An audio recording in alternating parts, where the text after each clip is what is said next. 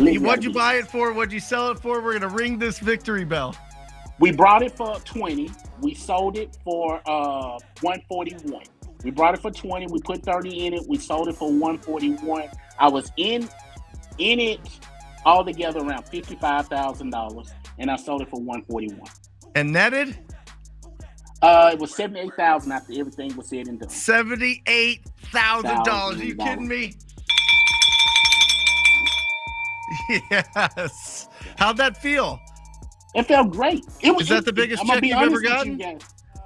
That was the biggest check in one single. Right now, we're doing about $156,000 a month.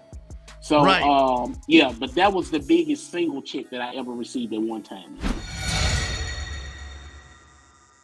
Welcome to the Wholesaling Inc. podcast from Memphis, Tennessee. Jerry Harris. How are you, Jerry?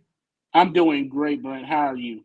I'm excited. I'm excited about this conversation because you have just been going absolutely bananas for the last 36 months. I mean, we're talking over 100 deals with a combination of flips and wholesale. So I really want to get into this because you've got a really unique strategy that not a lot of people are talking about, and that's selling these deals to turnkey rental portfolios, right?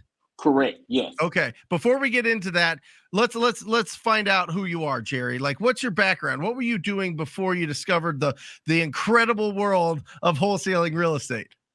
Well, I owned a car dealership for 10 years. Buy here, pay here. Yeah, I did that for 10 years, and I decided to get out of that in 18. Sold the business. Went to do AT&T for about 8 months, 10 months. And sales, because I love sales so much, and then became an acquisitions manager for a company called National Home Buyers. Oh, got it. So you went from car lot, AT&T, sales, and then more sales as an acquisition manager. Did you know? Right. I mean, what was that pull? What was pulling you towards real estate? You know what I mean? You could make a fortune in cars. You can make a fortune in phones. You can make a fortune in real estate. Why real estate? Why did it stick? Why did you? I always wanted to do real estate. I always was interested in real estate. I had a couple of rental properties at that time, 6. And I just wanted to get deeper into it. And I really, one day, I was watching one of those fix and flip shows. I can't remember which one. And I told my wife, I said, that's interesting. I got to try that. And she laughed and she's like, okay, that'd be fine. So I was on Indeed and saw acquisitions manager for, a company. And I thought it would just be a great experience for me to learn about the real estate, ins and out of the market, how Tennessee, even though I'm from Memphis, how the market worked and things like that. And that's when I went to work for National Home Buyers, and it was just uphill from there. And how did it go? I mean, were you just naturally like a fish and water? I was naturally good at it. I'm naturally good at selling, naturally good at talking, naturally good at negotiating. So that was one of those type of things that just came perfect to me. One of those, I guess, because having parents that's attorneys, it comes good with knowing how to negotiate things. So one of those things where I just came out the woodwork and I just went to, negotiating. I think the first week I closed like 5 deals, got them to the sign, got them to the table, everything. So I learned everything about negotiating. I learned cloudy titles. I learned how to deal with them. I learned quiet title process when the titles are clouded, how to go by relinquishing the errors that's on title. I mean, I learned so much from the company in the 7 months I was there before I started doing it by myself. Got it. Okay. And so talk to me, what do you think makes a good person at sales? Like what is it? Is it the questions you ask? Is it the way that you respond? Is it overcoming objections? Like there's a lot of people that are going to be watching and listening to this that are like, yeah, I'm okay at sales, or maybe I've never done sales before. Like how can people get better at it? And what do you think is the key to being really good at communicating with leads? Being good at sales is a difficult thing. And I always tell people when people come to me for advice, everybody's not going to be good at sales. I'm just a naturally good speaking person, understanding problems, understanding how to fix issues. Everybody's not that good. So what I tell people is always it's like a puzzle. Find the person that's good at what you're not and make them the person that you need them to be. It's great people out here that's naturally good salespeople. And the best ones I've seen came from car lots because we don't know how to take no for an answer. And if it doesn't work on that end, we're going to find one way or another to get that deal to work. Well, and I think that's the mentality, right, Jerry? The mentality Right. is there is a way to do this. There's a way to work together. There is a solution here, and I'm going to exhaust all the different options to see how we can work together, right? Right. I mean, it's Correct. not, and when you say not taking no for an answer, it's not, like you can convince anybody. It's like seeing what really is happening.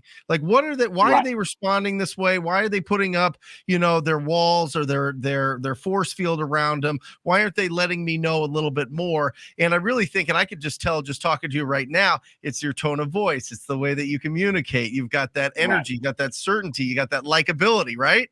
I mean, how powerful is that? It's great. It's always great in any business that you're doing where you are the main focus point.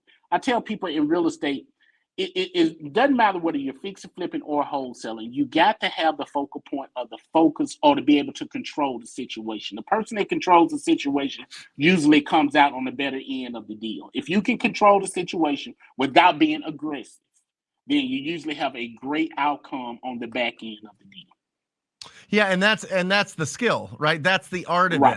it, is to do it without too much pressure, without too much friction. You start causing friction in a conversation, all of a sudden they're gone, right? They're closed off. Right. But if you constantly are good and you're asking great questions, and what you're saying is controlling it, but really controlling it is asking great questions and letting them talk. You know what I mean? Exactly. Yeah. Phenomenal. So did you always start, like, were you the kid in like fifth grade that would never shut up? You know what I mean? Were you the kid that like was Pretty everybody's much. friend and, talks Yeah, too pretty much on the much. I was report the card kid type that of thing? always got the grades for talking, during the times I wasn't supposed to be talking, but it was just me. I guess it's just natural. People ask me all the time, how did I do so well? Because I've only been in the business 3 years. And like Mm-hmm. I say, 76 wholesale deals in the last 37 months now, and 45 completed and recorded and sold to turnkey investors, fix and flips, which is it's pretty amazing for a one-man show, which I'm only one person, plus I have acquisitions and all those type of people, but most of them are virtual. They're not in office with me. So let's talk about that, Jerry. Talk about your structure. Talk about how your organization is built. Okay. Well, my structure is one acquisitions person, two dispositions people, and I have tons of cold callers. I think we got about 8 now. We started out with 4. We got 8 now. So we run through a lot of calls. We use the Mojo system, which a lot of people are not fans of. I use a single line dialer because I've learned if you use 3 lines, you burn through a lot of numbers quicker than you should, a lot of data. So For we sure. use a single line dialer. We pull lists from things like probate, tax sale, divorce, anything that shows distress or you may have a problem that I can solve. Sure. You can go to the courthouse and find people that's getting sued for medical bills, and it's just tons and tons of ways. There's no actual science to that. It's just finding what works for you. So let me ask you, Jerry, is there a resource that you use for that? Are you going down directly to the county and getting some of this information? Like, everybody listen and watch is like, hey, great, Jerry, we understand the list, but where do you get them? Right. You know what I'm saying? Well, most of our stuff is public knowledge. The tax sales list you can pull offline. Shelby County Registrar's Office, you can go to the line and pull it off. Now, a lot of the other lists we pull from batch leads and things like that, like divorces, probates, which you can actually, by me having attorneys in my family, the probates is pretty easy for me to get. So I don't have a problem with the probates. But things like, you have a lot of like people that's elderly that's in nursing homes that here you have to have a 10-care release form to be able to sell their property. You can find a lot of great deals of people that's in nursing homes that just can't afford to take care of their homes or need to sell them as soon as possible. So And what that's did you been say? another great What was that document, Jerry, that you talked about that you need for them to sell their homes? It's not necessarily a document. In Tennessee, you have to go through 10-care. And TURNKEY have to give you a clearance form to sell the property if you're in a nursing home in the state of Tinker, Tennessee. you said? TURNKEY. It's an Oh, insurance. care. Got it. Okay. Yeah. Got it. So they have to release that. But you can also get the information of every property that they acquire that they hold to that list. The same way you have to send in this document, TURNKEY say it's okay to sell this property, no funds are owed to us. And it's a way you get that list as well to be able to get those properties as well too. And is that public record? That is public record. A lot of people awesome. don't know, but it is public record. Isn't it incredible, Jerry? I mean, so much is public record out there. Yeah. I mean, it's almost like the whole, like everything's set up for us to succeed. You know what I mean? It's like they understand that people in distress need some help, and they're like, here's the list. We're going to make it public knowledge when people are in pre-foreclosure and probate and inherited, and, you know, people that are in these assisted living. Correct. I mean, they're like, it's right there. I think it's absolutely incredible. It's just our job to go out there and have those quality conversations with them and see if they're ready to sell those properties. So you said you have one acquisition manager, but two disposition managers. Talk to me about that. I know that's a little bit backwards, people say but the acquisitions manager that I have, she's awesome. When I say she's awesome, she's awesome. We have been cranking in deals like crazy here. I think we're doing, last month we brought in like 30. We kept like 6. We outsourced the other 24 through a hedge fund company that we deal with here, and another just big buyer that we have here that usually buys about 400 to 500 homes here in the city of Memphis. So they usually sort them out through them, and they're not in office. So, you know, they're most people say that's kind of strange, but I just seen it work better that way. Where do they live? The Philippines. They do. Yeah. And how'd you find them? Actually, a good friend of mine, Nate, has a I guess you would call that a service that has VAs, and I got them from him. Nate O'Brien? Yeah, Nate O'Brien. That's right. TTP alumni. Yeah, Nate is just absolutely crushing it. What's the name of his company? We'll give him a shout out. Hitman Homes. What is it? Hitman Homes. Hitman Homes? Yes. Like a hitman. Yeah. That's great. Hitman Homes. Check it out there. So you got your VAs there. You've got your you've got 8 callers, and they're sending all the leads to one acquisition manager. She's going like full steam ahead all day long, pre-qualifying. Is she locking up the deals? Actually, believe it or not, she's locking up a lot of them. I step in and I lock up. This last month was crazy for me because I stepped in a lot, just so I wouldn't feel like I'm losing my touch. You know, they say if you don't use it, you lose it. So I locked up quite a few last month. I think I locked up 8, which last month. But usually she locks up most of them. Yeah. I love it. And then 2 disposition managers. Right. And they just sending them out, getting them where they got to be. Most of the time, they do most of the coordinating. They do all the coordinating back and forth with the title companies. And that's the reason, because we don't always use the same title company. Okay. So I've found since they do that, it's better to have 2 and one to come very acquainted with who they deal with and the other, instead of trying to put all of them on one person. Because one of them deals with one title company, they know who they deal with, how they operate, and what they can get away with and what they can't. The other one do, and when the deals come in, they decide who. The trick of the deal, because it's some title companies just say that they're just conservative. They only going to do straight by the book. Not that it's curved. It's just they're not going to do anything extra. And then I got one title company will literally go out to the person and get the paperwork signed with the notary and everything. So between those 2, they'll decide which street they need to go on. Yeah, listen, I'll tell you what, like having a incredible title company on your team that's going to go above and beyond, it saves you so much hassle. It is so Right. critical. It is It absolutely is. critical. And listen, if you don't have that, if you're listening to this or watching this and you don't have it, keep finding, keep asking people, keep, connecting and networking with people and seeing who has the most proactive and the people that are just obsessed with their jobs. There are some escrow officers and title companies that are just obsessed with making sure that they provide the absolute best service because they constantly, these people have to be busy all the time and they love the action. So make sure that that is a key person in your company, and you don't pay them anything, right? These are Right. people that are doing this work and getting paid by the title company and by the by the transactions. But if you're wholesaling, you're not paying them. You're obviously paying them if you're fix and flip. So let's talk about that. Let's transition to that. So you're in Memphis. Are these Correct. properties, and you're selling to turnkey rental portfolio companies? Tell everybody what that is. What a turnkey A rental? turnkey company. We have a company here. It's called Turnkey Invest. It's owned by a guy named James Wakeup. I'm gonna send him a shout out. James is a great guy. He sells to out of town investors that normally Memphis is a 90% rental market, but we have homes here that you normally couldn't find in California and places that are reasonable. The Right. average home here in a decent area runs you about 75 to 80K.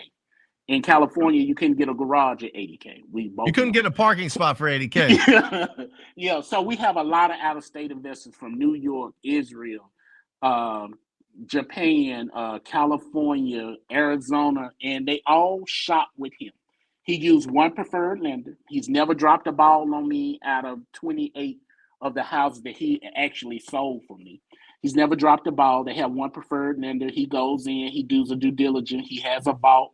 He used rent meter to give them the projected rents, the cap, amortization rate, all of that stuff is always into the due diligence vault that he gives his customers.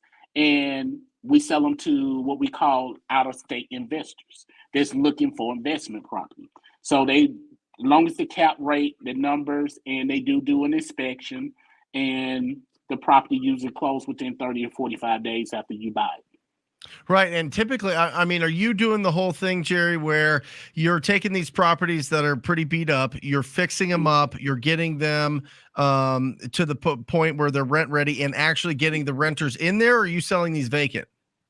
No, his company does that. It's a two-party thing. He owns a managing company that actually puts a tenant in it, and sometimes they put the tenant in it before the property is sold. In that case, I'll retain the rent until the property is sold to the new owner. So let's say if I fix this property, if I get a beat up property, it takes me 30 days to rehab it, and it takes him 60 days to sell it. Well, while the tenant is paying rent for that 30 days, that actually comes to me, and instead of the buyer until it's actually transaction and sold to the new buyer. So he puts the tenant in for me. He charges me a flat rate, not a realtor's fee, of $5,000 to sell each in the property, Yep. and we have a great relationship. So, Jerry, wait a second. You're telling me that you're flipping these old Memphis properties that need a lot of love in 30 days? Yep, 30, You 45 you days. got to They're have gone. the most amazing crews of all time. Yeah, we got a great crew. They're not as bad as most people say, but they are bad properties. If you follow my IG page, you will see I have went through and knocked walls down I've and seen things them. like that. Yeah. But yeah, the things are with Memphis, we don't have a lot of code issues like where you have to get a permit to do this and it takes 90 days for the Sure. code officer to come out and approve the permit. So we don't have a lot of those issues here in Memphis. Yeah, but a lot of Memphis was built what, in the early 1900s, mid 1900s, right? 19, yeah. But I usually don't do anything other than 1950 and up. I usually don't go back to anything 19. That's great. That's Yeah. great. Yeah, is there a kind of that's your bread and butter, like that, the 1950s and above and within a certain price range? Yeah, 1950, 3 bedroom, 1 bath. Most investors like homes that are easy to turn once a tenant moves out. Sure. So they want to stay between 900 to 1,100 square feet. Okay. 3 2s or 3 1s. You can get some 2 1s or 2 2s. In some areas, they're top renters. In some areas, they're bad renters because in some areas where there's heavy family, like if you got 3 to 4 kids, well, obviously a 2 1 would help you. But yes, that is right. And so, but you also do wholesale. Right. Yeah, because So I don't how do keep you? all the deals. We do send deals out that we don't keep, and some deals that just don't work for me, or they're in an area that is a little bit too higher for my buying margin. I might get a house that's 350, 350,000. Of course, I'm not gonna put that on a turnkey. It wouldn't work here in Memphis like that. So Right. that would be one to I sell to a partner that's either going to go in, renovate it, and make it a home purchase person that's looking to purchase a home and live in. So we Love will it. wholesale most of those deals. Yeah, let me ask you about that, Jerry. So when you're in typically around the country, we earn about 10% on wholesale deals, right? If it's Right. 350,000, we make 35. If it's 80,000, we make 8. Is that pretty similar in your market or is it different? I have no Yeah. idea. I'm curious. Yeah, it's different. Our wholesale deals in Memphis are not that high. I Okay. hear some people making 100,000, 150,000. It's usually between 2,500 to 25,000. Okay. My last one was 25,000. I like So that one. it's usually in that range, anywhere from 2,500, 5,000, 6,000, 7,000, because the homes are a lot smaller Right. and the prices are not. You may be selling a wholesale deal at $50,000. You know Right. what I'm And trying to say? So what about your you're going to flips? be, yeah, yeah, that you're going to eventually flip. Now, my flips will range anywhere from 25,000 to 77,000. My most difficult one was 77,000. So that's why you're doing flips. Yeah, yeah, yeah. And I just love going in, knocking walls out, and seeing stuff. Guys, I mean, it's just beautiful turning things that you couldn't think that you could turn into what you turn them into with moving walls and couple of coats of paint and new windows and new flooring and new bathrooms. And I mean, you got a beautiful, beautiful project after you finish. Well, there's a lot of pride there, right? You could drive by those Yeah, houses for the next, right, 20 years and be like, look at what I did to improve the community. You right, know what I mean? exactly, exactly. I mean, that's wildly rewarding. I stay away from it because I'm just like, super focused on finding the deals, but we wouldn't have cash buyers if there wasn't people like you, Jerry, that are looking for these opportunities to go in there and really put the work in and build the crews and do something special with these properties. So, I think it's both sides. I highly suggest for anybody listening and watching that for the first 12 months, stay focused on ugly houses, big checks, right? Just assigning Yeah, them that you can get some income coming in so that you've got a nice, a nice, healthy, heavy bank account to be able to get into flips if you decide yeah, you want to do that. But the first start with building the system like Jerry did of yeah. finding these deals. Build a machine that's finding these deals. Right? Right, Would you right. agree with that, Jerry? You definitely want everybody that comes to me to ask me to mentor them on fix and flip. I always tell them to wholesale first. That's Most it. of them walk away and they say, "Well, that's not what I want to do." But I'm telling you, fixing and flipping can be a money pit. It can be Pandora's box. Yep. You can open it. This is why I say wholesale first. When you learn to wholesale, you learn to know what people buy, where people buy, what people buy at, and the numbers they buy them at. In order to be the reason why I became so great at fix and flips because I learned negotiating from wholesale. I had probably 45, maybe 50 deals under my belt before I even touched my first fix and flip. I knew what areas they bought in. I knew how much they wanted to spend. I even knew because I could go to the registers often and see how much money they brought them at or borrowed to get them. And then Mhm. I watched how much they sold them for. So I would always tell people at least wholesale your first 10 before you touch your first fix and flip. I love it. I love it. Yeah. Great advice. Absolutely incredible advice. So, Jerry, let's break down a deal. Let's do this thing. Let's get everybody excited. I want to know what the deal was, how you found it, what was the negotiating like, what was the condition. I want to deep dive whatever deal you want to break down. I don't know if it's the Okay. $77,000 one Yeah, we're or if gonna it's that break that one down. $25,000 one, whichever one you want to break down. I'm excited to listen. Okay, we're gonna break the 77 down. Guys, this was a nightmare deal. This is one reason why I tell you to to wholesale first. This deal was picked up at $20,000. All right, don't give us the We well, I guess we already know what you made. But Yeah. yeah, okay. How'd you find it first of all, Jerry? Wholesaler sold it. Wholesaler came to a contractor. They couldn't get funding. They came to me for the funding. Yep. So I secured the deal. Strange thing, the contractor didn't work out, of course, after us bickering and me losing up on the front end 15 grand on this, trusting him, writing him checks because he came from somebody trustworthy. Your And contractor. anyway, yeah, my contractor beat me out of 15 grand. Another reason why you don't want to flip first, you want to wholesale first. This is a long story. Anyway, this house turned out to be a complete nightmare. So we got into it, borrowed 50 altogether, saying, okay, we can get this done for 30,000. I know I can. New windows, new floors, I'm gonna knock some walls out, all this. Well, when I got in there, the contractors kept talked me into keeping the back half of the house, which was an addition with low ceilings. Horrible. Horrible. All the beams up under the house was rotten. So we had to go through and repair all the beams. Well, he hired a company that wasn't certified right, so the beams were leaning. So we had to go back in, tear them out, and re-repair them. And then after we got all the work done, now 5 months later, never been in a fix and flip longer than 45 days. 5 months later, we found out the title was clouded. It was 5 extra errors on there. So we ended up having to sue them. This house took me a whole year and 4 months to sell.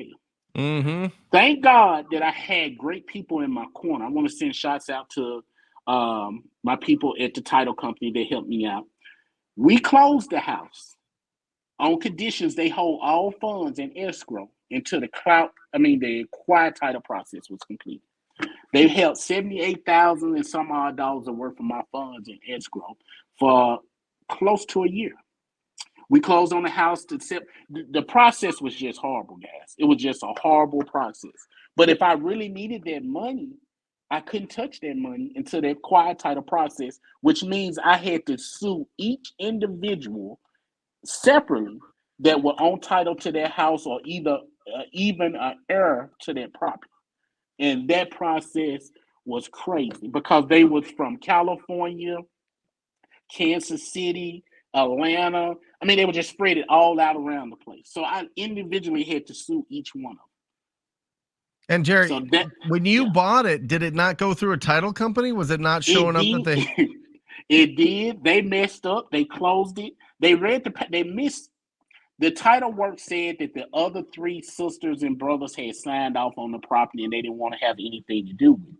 Right. But legally, they couldn't do that. They would have had to go through a system where they waived their rights. They just signed off saying we don't want to have anything to do with it. Where in Tennessee, that goes to the next. You don't want to have anything, but that goes to your kids. And I didn't even know that until we got into the process. So good thing the title company did step in. And I mean the closer, the attorney firm did step in. They paid for all the proceeds. They even gave me the $1,000 a month until they just gave me $1,000 a month until the property was closed. But I was able to recoup my $15,000 I lost on the back end because all the stuff that I went through, they just went on in because they didn't want to file a claim. They didn't want to file a claim against their title insurance. So they wanted to straighten the issue out. So I end up I bet not they did. anything. I bet they did. They messed I end up up. not losing anything. Yep. Yeah, but they really messed up. And these are some of the things that you will run into. You won't run into them on a wholesale deal because the title never transfers in your name. You're just selling your equity in the property through contract. But in fix and flips, guys, you can run into all type of problems because people are human. Yep. And you could be stuck with that property and you could have to pay the note on that property every month until you do it. And if you're using hard money, that's a whole nother, which we were using on that property, that's a whole nother ball game because you have to refinance out every 6 months. You have to pay points. You have to pay, and you end up I've seen a lot of people that put them out of business. They first fix and flip deal. Oh, for sure. Yeah, so what'd you buy it for? What'd you sell it for? We're going to ring this victory bell. We brought it for 20. We sold it for 141. We brought it for 20. We put 30 in it. We sold it for 141. I was in it altogether around $55,000, and I sold it for 141. And netted It was 78,000 after everything was said and done. $78,000. Are you kidding me? Yes. How'd that feel? It felt great. Is that the biggest I'm gonna check be you've ever honest with you gotten? guys. That was the biggest check in one single. Right now, we're Yeah. doing about 156,000 a month.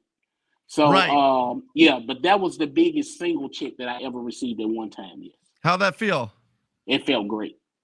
It really did. I think I was more excited just to get the property off of my hands than I was about the check, to be honest. That's Yeah, the it. property was gone. Yeah. That's it.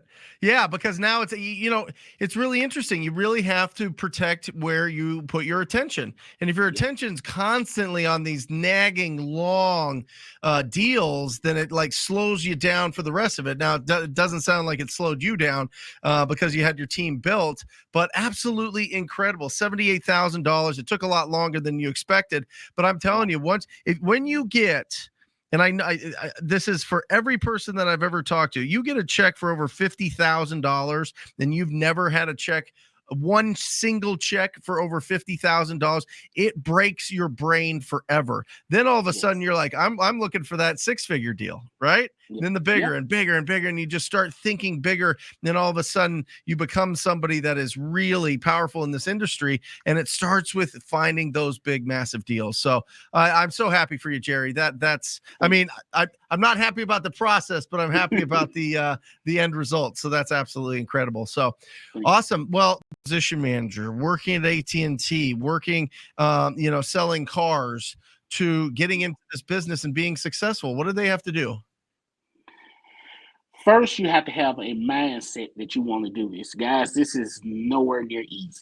I know we might talk, Brent might talk, and we talk, that it's easy.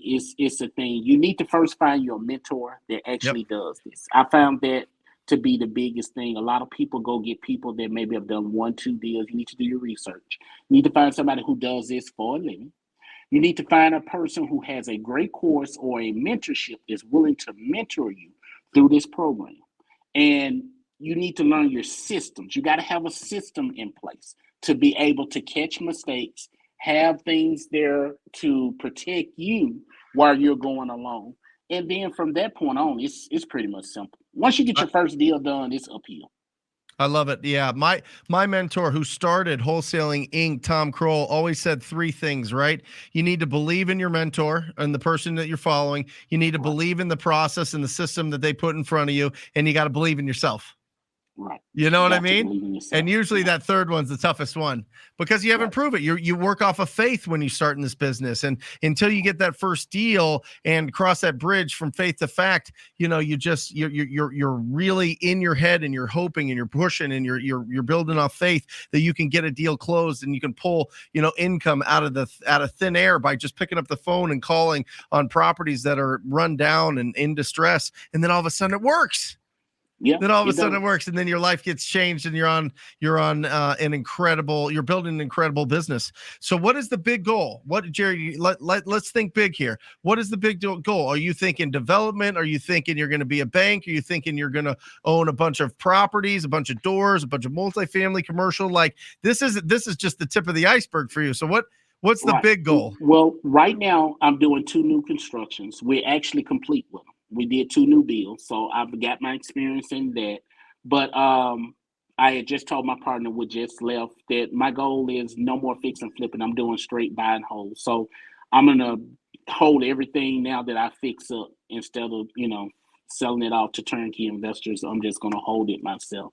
So my goal is to try to do 40 doors in the next 36 months. I love it. 40 doors, developing, doing some incredible things, all in Memphis. You want to stay there? All in Memphis, yeah.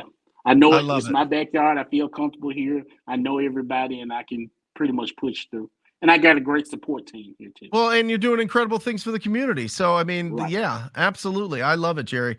I love that. So how can people get a hold of you? People want to reach out. People want to connect with you. Maybe they're in Memphis. Maybe they, hope to meet you someday or just do some deals with you, JV with you. How do they get a hold of you? My IG is CEO_Jerry Harris. My Facebook is CEO Jerry Harris. And Twitter is CEO Jerry Harris 1. and you guys just reach out to me. And I JV deals. I do JV deals. We have a great support. If you get anything in Memphis, I am a cash buyer, and I would love to work with anybody that sends me a deal. Love it. Jerry, thank you so much for being on here. What an incredible story. And I think I calculated 121 deals in 37 months, $156,000 a month closing consistently now. Absolutely incredible. So thank you. Thank you for being on here and sharing your story, guys. Reach out to Jerry. Tell him he did a great job. Give him some love. And if you're in the Memphis area, squad up and connect with him for JV deals. All right. Thank you. And one thing that Jerry mentioned was batch leads. We use batch leads all the time. Batchleads.io. Make sure you use the coupon code TTP. That's the biggest. They give you a free list of up to 5,000 addresses for free with that. Batchleads.io. Use the coupon code TTP. They love us. And if you're interested in joining the most proactive group in real estate investing, it is the TTP program. It is the TTP family. Go to wholesalinginc.com/TTP. That's wholesalinginc.com/TTP. Check out what it's all about. If it feels good in your gut, sign up for a call, and I look forward to working with you personally. And that's it. Until next time, I encourage you, as always, to go out there and talk to people. Love you guys. See you later.